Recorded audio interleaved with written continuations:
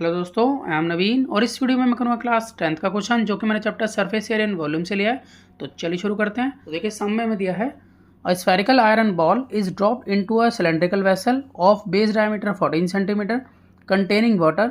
The water level is increased by 9 centimetre. The radius of the ball is, और हमें यहाँ पे 4 option given है। तो देखिए सामने में दिया है कि एक स्फेरिकल आयरन बॉल है, उसको ड्रॉप किया गया है यानी कि डाला गया है एक सिलेंड्रिकल वेसल में, उस वेसल में जिसका बेस डायमीटर 14 सेंटीमीटर है और उसमें पानी भी है और वाटर लेवल इंक्रीज हो रहा है 9 सेंटीमीटर से। तो हमें उस बॉल की रेडियस को बताना है क्या होगी। इसको हम यहाँ डायग्राम से समझते हैं। तो सपोज कीजिए ये एक सिलेंड्रिकल वेसल है और ये यहाँ पर इतना पानी से भरा हुआ है। अब इसके अंदर हम अगर कोई भी स्फेयर डालते हैं यानी कि स्फेरिकल बॉल अगर मैं इसमें डालता हूँ तो इसका कुछ वाटर लेवल राइज होगा। यहाँ पर इतना वाटर लेवल जो है सपोज कीजिए राइज हो गया। यहाँ पर हमें बताया हुआ है कि वाटर लेवल इंक्रीज हुआ है 9 सेंटीमीटर से। तो इट मीन्स ये इसकी हाइट दी हुई है, जितना वाटर लेवल राइज हुआ है ये है 9 यानी कि 28/3 सेंटीमीटर। तो हम ये कह सकते हैं कि 28/3 सेंटीमीटर इस वाटर की हाइट होगी।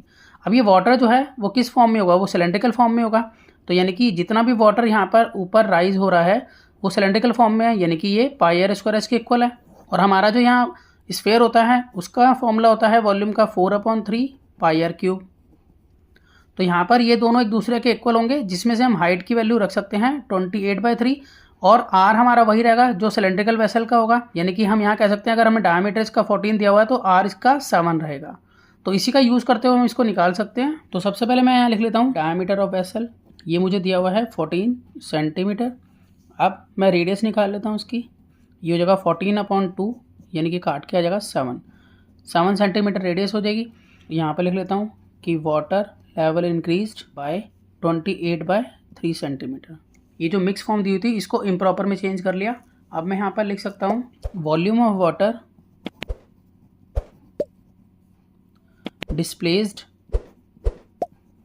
इक्वल होगा वॉल्यूम ऑफ आयरन बॉल के। जितना भी पानी डिस्प्लेस हुआ है वो वॉल्यूम ऑफ आयरन बॉल के इक्वल होगा। तो वाटर डिस्प्ले जो है वो सिलेंड्रिकल फॉर्म में होगा। इट मीन्स मैं यहाँ लिख सकता हूँ कि ये रहेगा πr² के इक्वल। और वॉल्यूम ऑफ आयरन का फॉर्मूला होता है, यानी कि आयरन बॉल स्फेरिकल है तो 4/3 πr³। तो यहाँ पर हम जो जो हमें मालूम है वो पुट कर लेंगे। तो यहाँ पर पाई से पाई तो अभी उड़ा देते हैं क्योंकि ये तो सेम ही रहने वाला है। तो r² क्योंकि सिलेंडर की आ रही है तो वो हो गई 7 × 7 इंटू में। अब h जो है वो हमें सम में दी हुई है कि पानी का जो लेवल है वो राइज हुआ है 28/3। तो मैं यहाँ पर लिखूँगा 28/3 h की जगह पर इक्वल टू 4/3। अब यहाँ पर ये r जो है जो आयरन बॉल की है वो हमें यहाँ निकालनी है, तो मैं यहाँ पर लिखूँगा r³ एज इट इज़।